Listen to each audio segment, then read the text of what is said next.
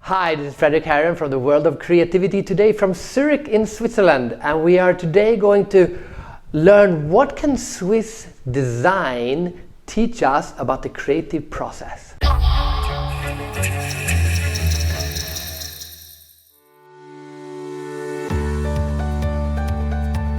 It's really straightforward, simple and straightforward. I guess less is more, and so that's what design is about. A form follows function, maybe. The form has to follow the function, so the output results to its functionality, and that makes the beauty of the work, I guess. How we learn design is to build up from the fundament to the, going through it. So I guess it's like, as you would take some layers away to really go to the essence of what is this object for, and who do you want to communicate to, and what does it really need to be understood? Does it really need an additional line more, or is it simply enough to just have the one line with another on top and it says stop or something like this. So this is what I guess it makes Swiss design what it is. So what's the message then that they need to hear? Reduce. I would say put the functionality first and not the beauty of the product itself. Put first what is it for? Who do you want to speak to? What is your target? It's a really rational thinking, I guess, and then add the beauty to the product. I'm trying to find out the equivalent of Helvetica as a slogan describing Swiss design. It's like Helvetica with a soul. There you go. When I work with the Helvetica, it's really reduced. I know where it comes from, and I also feel a little bit proud because this is like a really good font. But yeah, the soul, the spirit, it's missing. But you can play with it, and so that makes it great again. That to me feels like one subset. Okay, form follow function is one subset of the design. Is there another subset? So we have yes, like the simplicity. I also think it's like the reduced to the max. I guess this is really a Swiss thing, or a Swiss kind of thinking. And the grid system. It's like everything is like in a grid, and what I like most is to know the rules, but then you can break it.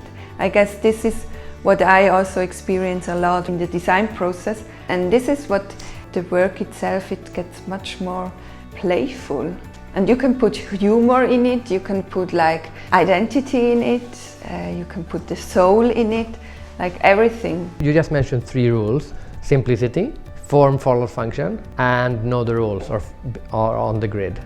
So now I want one that incorporates all these 3 into one. I guess at the end, the attitude is everything, or maybe it's the reduction. What is it that you reduce? Everything that is in destruction or does not fit to the concept, or just focus on one thing, I guess. What is your creative process actually? Let's say you're going to do a wine label or something. You start with nothing, or a brief, I guess? Yeah, I have like a briefing. To have a briefing, it's really important, otherwise you would get lost. Or I guess it's really important to being empathic to my client, to really know what they are looking for and what they wanted to tell with the product, and to bring the best of themselves into the product. So for example, this wine bottle was for a really small Italian food and beverage store, and the owners really covered by their family, and their whole branding is like family.